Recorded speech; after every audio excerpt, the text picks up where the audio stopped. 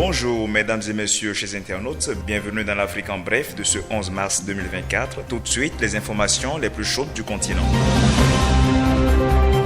Au Tchad, l'ancien opposant et actuel premier ministre du régime Succès Masra a annoncé sa candidature pour la prochaine présidentielle. Il l'a déclaré lors d'un meeting qui s'est tenu hier en ces termes. Je réponds présent comme candidat à l'élection présidentielle pour réparer les cœurs et réunir le peuple. Pour l'opposition, cette candidature n'est qu'une manœuvre du pouvoir pour feindre une bataille électorale lors d'un scrutin gagné d'avance. Le docteur des sciences économiques, qui a perdu son crédit aux yeux de l'opposition, qualifie son rapprochement du pouvoir d'accord de réconciliation nationale pour que la quête de la justice ne se transforme pas en quête de vengeance. Toujours en politique, le Fonds patriotique rwandais FPR a désigné l'actuel président Paul Kagame comme son représentant pour la prochaine échéance présidentielle qui aura lieu au mois de juillet. Le parti qui a fait cette annonce le samedi 9 mars destine l'actuel chef d'État de 66 ans à briguer un quatrième mandat consécutif de 7 ans. L'homme d'État qui n'a jusque-là jamais été élu avec moins de 90% des suffrages exprimés pourrait continuer sur la même lancée face à des challengers très faiblement portés par les sondages actuels et d'autres figures jusque-là considérées inéligibles pour des questions d'antécédents judiciaires. Les campagnes sont prévues pour se dérouler du 22 juin au 12 juillet par la commission électorale.